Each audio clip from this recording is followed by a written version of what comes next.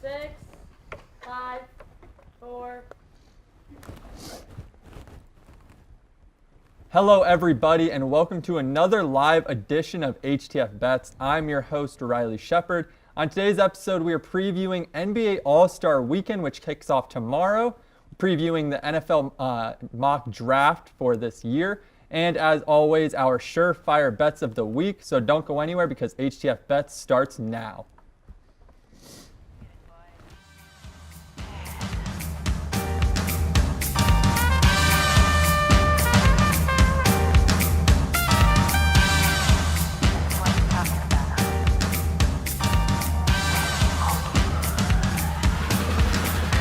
Welcome back, everybody. Riley Sheppard, Jeff Laux, Kellie Campbell, and joining us to talk some NBA is Andrew Montana. Andrew, NBA All-Star Weekend kicks off tomorrow.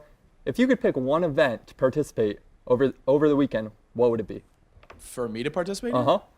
I mean, realistically, the three-point contest, but if I could dunk, that would be so much fun. I had a lot of practice growing up in my front yard on my 8.5-foot basket at home. I got a nice bag, but on a little Tex rim. So I think as of now, realistically, three-point contest. They would have to pull out like the 7.5 exactly, or a 8-foot rim. Now, we're kicking off with the Rising Stars game tomorrow night at 9 p.m. Jeff, let's look into it. These rosters coached by former NBA players Deron Williams, Joakim Noah, Pau Gasol, and Jason Terry. Looking at these rosters, what would be the one team you would bet? Oh, I am definitely betting on the team with Paolo on it, and that's going to have to be Team Pau. And that's because that team is just built different. They have Franz, they have Paolo, they have multiple all-star talents that are going to be in the future games coming up. Oh yeah, we're looking at that roster. Paolo Banchero, Scotty Barnes, Jaden Ivey, Benedict Mathurin, Keegan Murray, Andrew Nembhard. Now, Kellie, you like one team a little bit more, and we're going to get into a specific player on that team, but why do you like Team Jason Terry? Well, it's simple. It's because of Mac McClung. Okay. I mean, high school mixtape legend. No way. G League MVP. I mean, things get crazy, but also like because the Orlando Magic, I want to pick the team with Paolo. I do. I want to, but I mean, like, you know, something. Let's mix it up. Something a little crazy. Let's go with Jason. Why not? Now, Andrew, do you think Team Jason Terry has any chance? They have a lot of G League guys, including Mac McClung, who's participating in the dunk contest.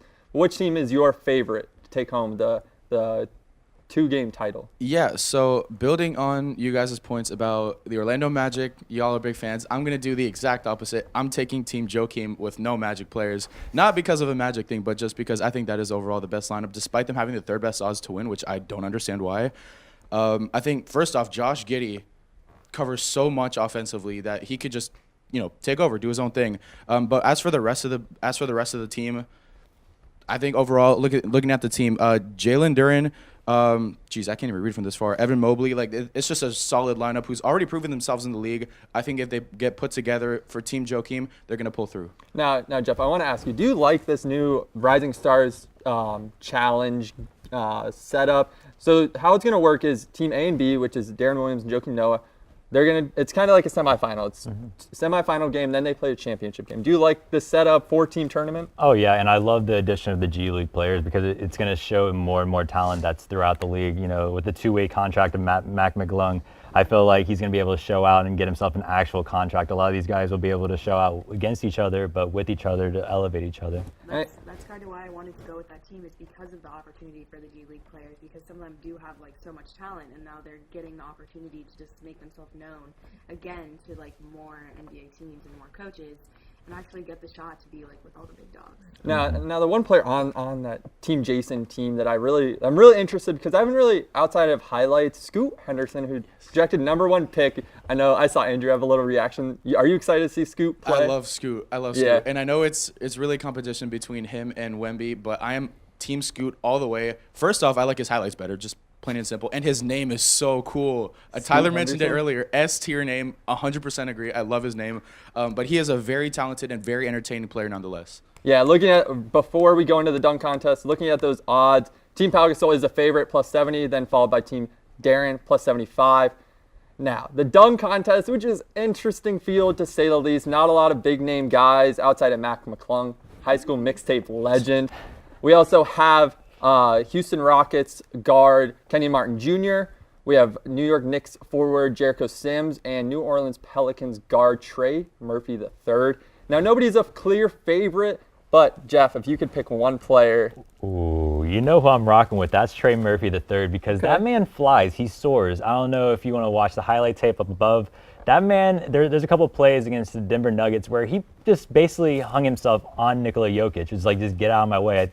I like dunkers that are fearless and that, are aggressive, that go to the rim, that can, they're climbing a ladder when they're dunking. Like, the dude can probably dunk on a 12-foot, 13-foot, hoop at some point. I feel like he just has the hops for it.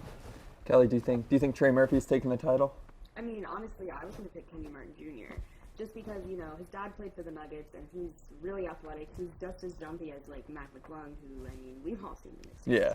So that's what I was going to go with, but I see what you're saying with Trey Murphy. So I think because it's so close, it's going to be really exciting. I mean, the dunk contest is one of my favorite events, honestly, of the NBA. I love watching it. It's so much fun, and I like to see these guys get out there and just kind of, have fun.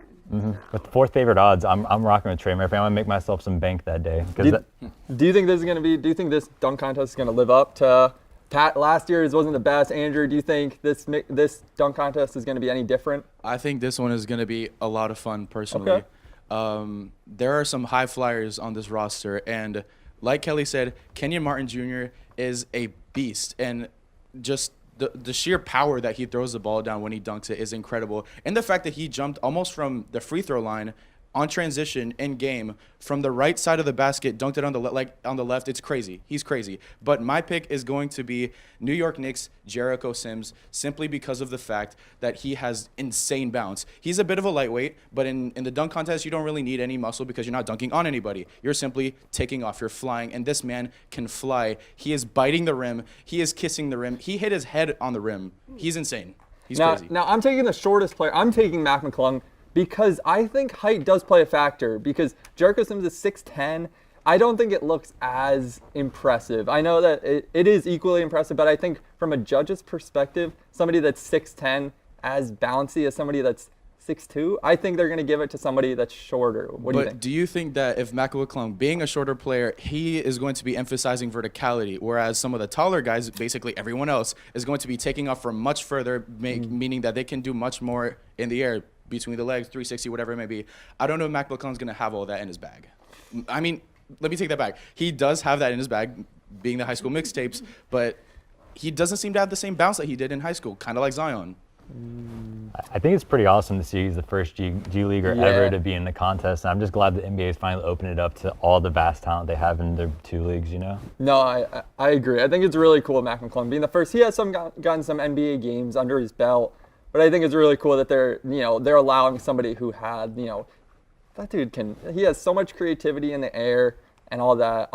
Kellie, do you think, what we were just talking about, do you think someone that's a little bit taller, so that's 6'10", is graded as fairly if they're having creative dunks and all that?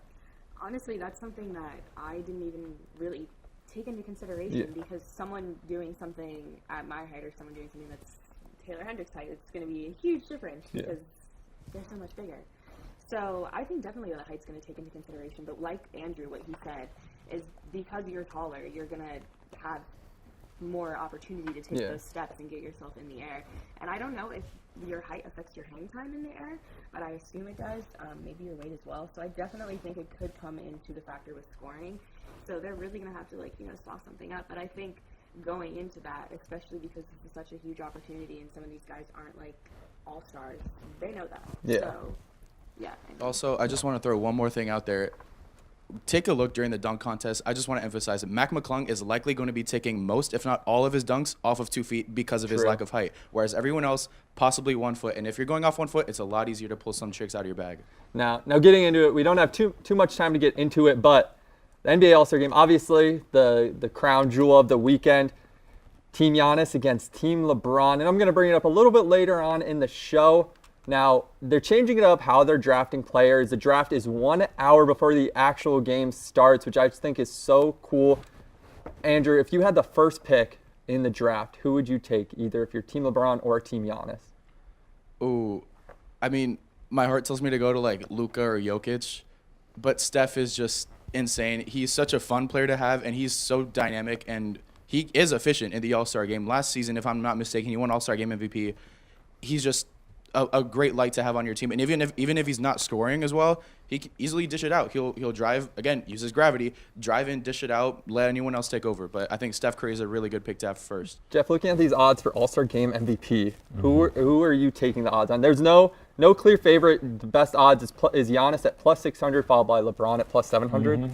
Do you like any sleepers? No, I'm definitely loving some sleepers, and I'm heading out Midwest for this one. Oklahoma City Thunder's Shai Gilgeous-Alexander. That man, I like it. That man is a highlight tape waiting to happen every game that he plays. I'm a huge fan of just his overall tenacity, his aggressiveness, and I think that a team that will select him will feed him the ball, and he'll get those 3-pointers down. Plus 1,900, and he does it. He puts up almost 30 points a game without really shooting the 3-point ball, which I think is so impressive. He gets to the free throw line, gets in the paint so well. Do you like any of these odds for All-Star Game MVP? Oh, of course I like the easiest odd with Giannis. Yeah. I mean, Giannis is like one of our, I say this every time I talk about him, he's top talent of our generation when it comes to basketball. So I feel like every time I watch this man, it's a highlight reel. So even with his height, and although I feel like there's some traveling I was watching. But anyways, yeah, I'm taking Giannis. I'm taking those odds. Before we go into a quick commercial, I'm going to take LeBron. I think he's going to win. I don't know how many this is now, but his 20th All-Star game. I like his odds at plus 700. But we do need to toss to a quick commercial break. Andrew Montana, thank you so much for joining us. We will be right back to get into the NFL draft. Don't go anywhere. To HTF Hot Takes. I'm Johnny Jackson. We've got Emily Aaron to my right and Maluka Costa to my left. Hello and welcome to our segment of Hot Ones. I'm here with Noah Kemper and Grant Wheeler. Yep, I knew that. Grant Wheeler. Listen, I'm a Bulls fan, but I just can't ever argue against LeBron. I watched him my whole life. I've been going back and forth with this debate for a long time. It's got to be Michael Jordan. Whatever she wanted. I would wake up in a maid costume for Doja Cat. Brutal. Jeffrey Laux, no question. Richie, I would give it to Richie. It is not Richie. It is not Richie. No, it's Jeff. Richie's pronouns are he, they, because he cannot be him. What? Oh, where's that? I'm gonna have to also agree and say Jeff. He always is spiffy. It might be Cameron. Cameron's had some good fits. Out of the women, Norelli always dresses really, really cute. Oh, brother. That went so awful. It's basketball. College football, I think, is the best sport to watch. If you don't like soccer, it's because you suck at it. I think college football is the best. Thanks for watching. Welcome back, everybody. And before we get into the NFL mock draft with Tyler Brownrigg, Jeff, our player with purpose this week is Kevin Durant with his Kevin Durant Charity Foundation. Do you want to touch a little bit on what he does? Yeah, I just want to give a shout out to Kevin Durant because not only is he's probably the greatest shooter in the NBA right now, but he's one of the greatest charitable aspects of the NBA right now of all the figures. He's donated over $13 million to his community to make sure that basketball courts are renovated, the YMCAs are well funded. I feel like overall, like he received last year's Muhammad Ali Sports Humanitarian Award due to his his charity foundation, and I think it's been since 2013 that he's had this foundation going on, and he's every year he's donating over $1 million, and I just think that most players have a lot of money and they stock it away, but the players that share with the community, go back to where they're from, and make sure all the kids have an opportunity to have a grand life. I think it means a lot. No, absolutely. Especially going back, like you said, going back to his roots since 2013 as when Kevin Durant started this foundation. Kelly, do you have anything to add just about the impact that Kevin Durant makes to his community? Yeah, I think the youth of America is the future, and if we're not helping them out in the best way, I mean, they're so important, and they look up to him. And for them to have someone they look up to as a great role model who's putting his money back into the community and taking care of the kids and taking care of everything he can take care of, I think that's so important. So enriching for not only him, but for the kids as well. So I think it's an amazing thing. And 10 years, good for him. That's amazing. Yeah. Thank you, Jeff, for obviously sharing that with us. This segment is super important to, just to share how much athletes do off the court as much as they do on the court. Let's get into our 2023 NFL mock drafts. Tyler Brownrigg, welcome to the show. Hello. Tyler, if you were Happy the to be Chicago Bears, and you had the first overall pick. Who are you taking? So obviously, I think to start, if I'm Chicago, I want to trade down, but I'm assuming for this scenario, no trades. So I think the obvious pick here is Jalen Carter, the defensive tackle out of Georgia. Truly, he's just a complete game wrecker. I know Will Anderson is the same, a great edge, but that's just a team that needs help anywhere it can get, offensively and defensive. And I think Jalen Carter, best player in the class, best player available. Just take him.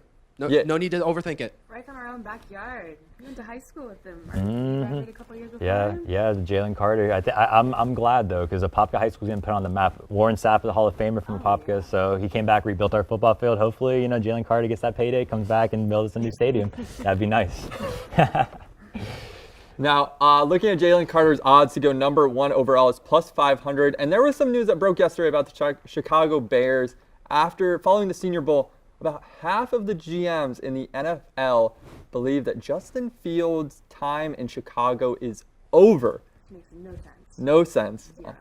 With the impact that he made, especially running the ball. Kelly, is there any reason for Chicago to trade Justin Fields? I know. I mean, what do they just love being horrible? Like, I know they've been terrible for years, but I mean, you have Justin Fields, who's basically been your entire offense, is like the whole season, more or less. I mean, he has some great receivers, don't get me wrong, but Justin Fields he's getting it done.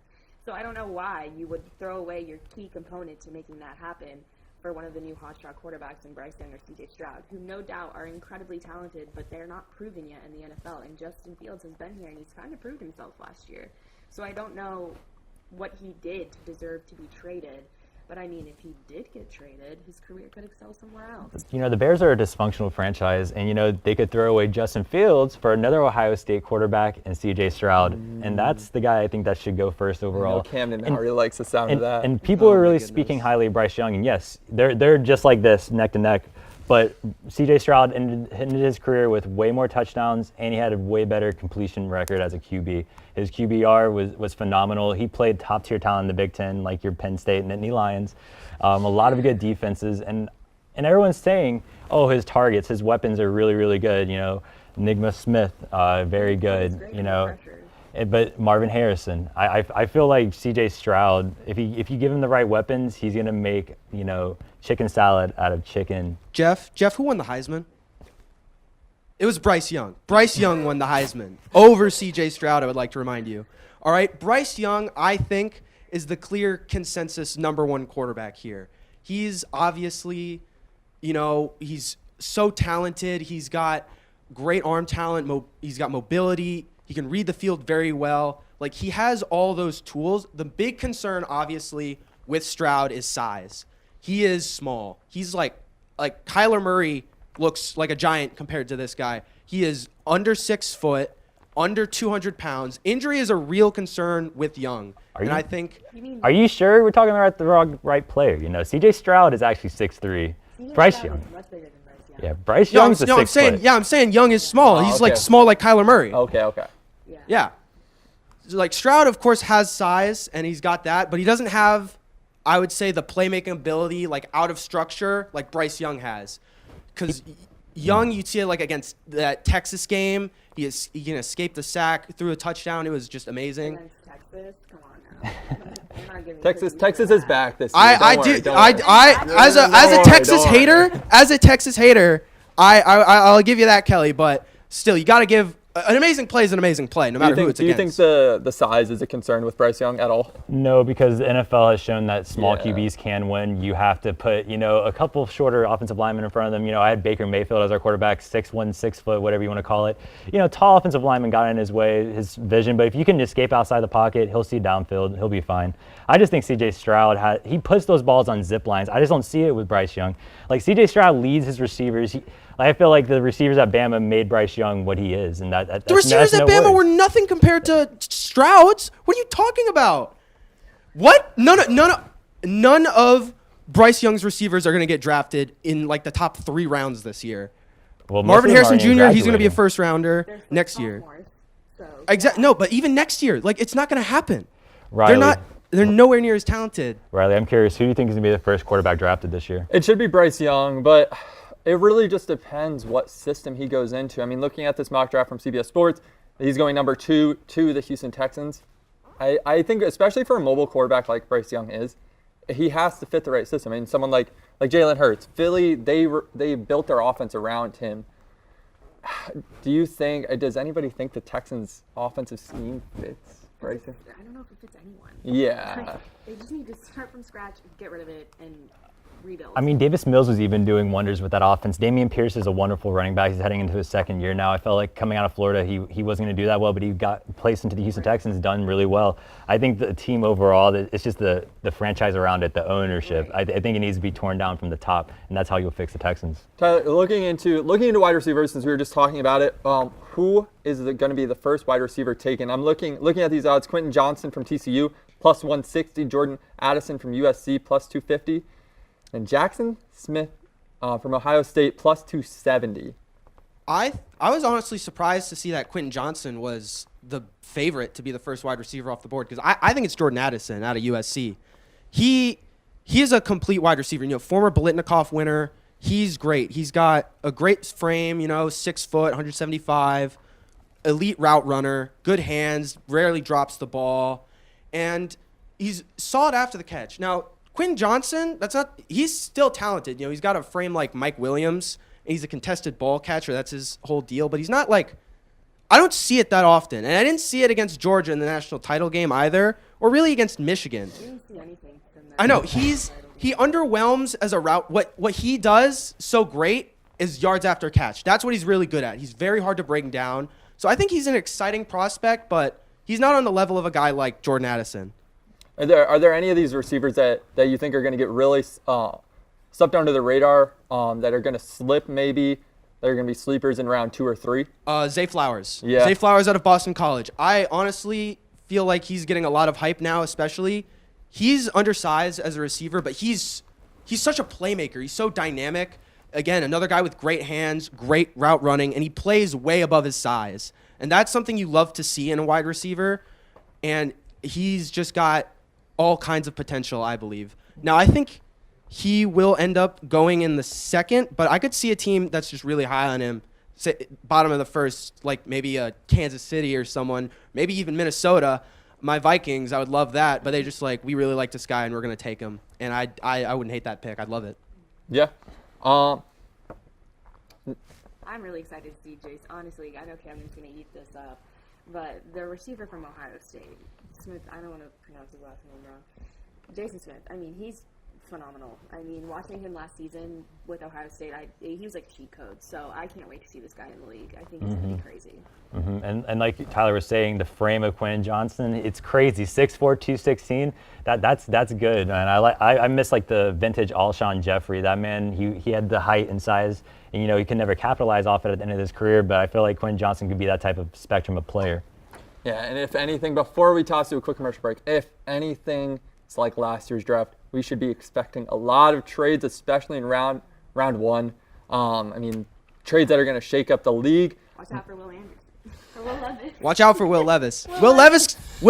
A lot of teams have Will Levis number 1 on their board. I guarantee you that. So they want Johnny Manziel? They want Johnny Manziel. Oh, no. Come on, man. Johnny Manziel was already a failed project. Don't make it happen again. Come on now.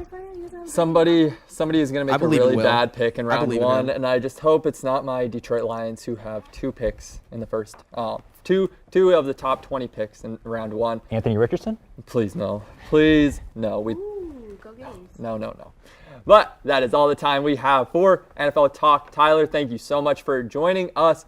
Don't go anywhere because we have Surefire Bet of the Week coming right up.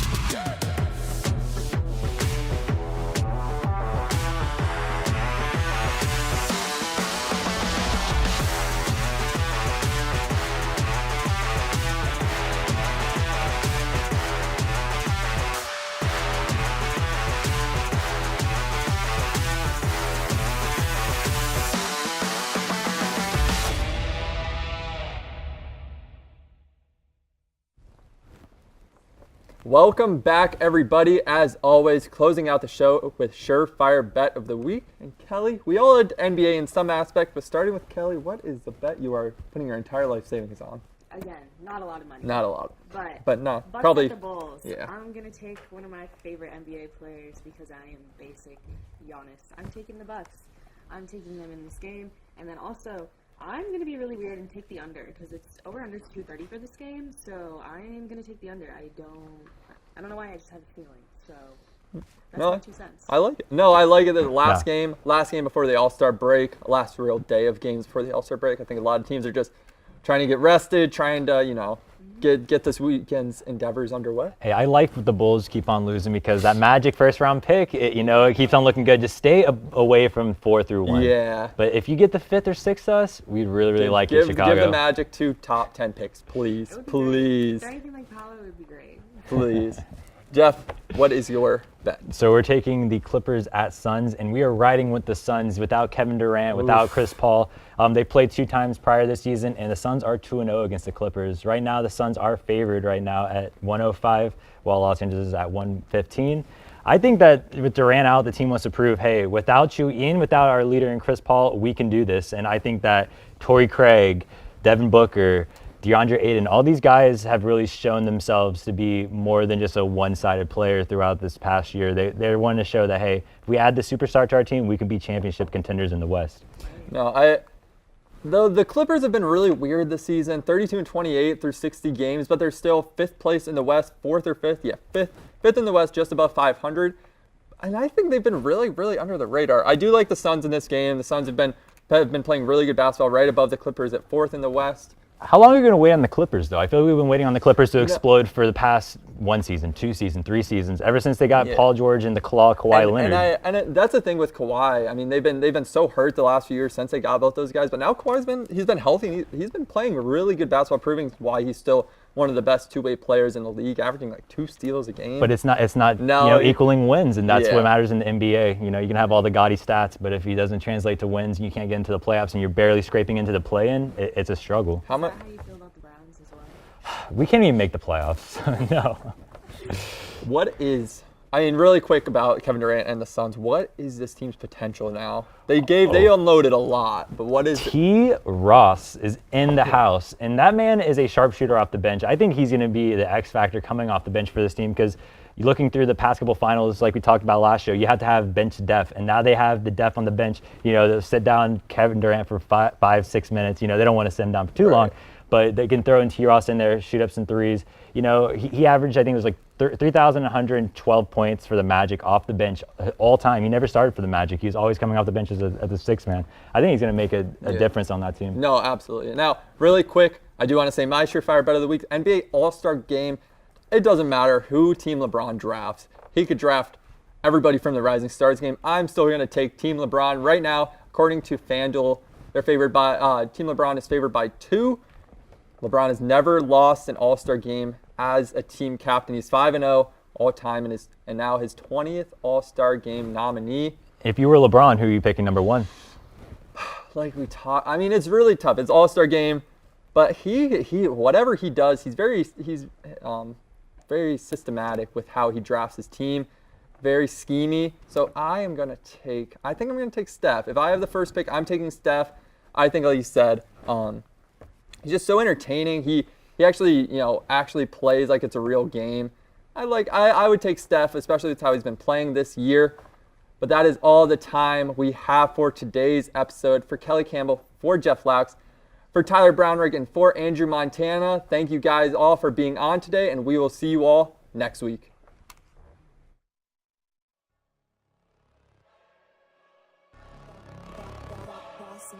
Things gon' change when I really hit the field. Undefeated chance, man, you know what's the deal. Tryna find a kid, I'm in the field doing drills. Boy, you just a sucker, you ain't never keep it real. 3 rings in my hand, I'm a warrior to the max. When I hang it up, they gon' have to give me plaques. Step up in the building and I only bring the facts. When I make a highlight, they gon' replay, run it back. Okay, always locked in, now I don't got time to lax. Saying he the best, he could take a lap. Batted 1,000 when you check the stats. Boy, is you ready? You ain't gotta ask.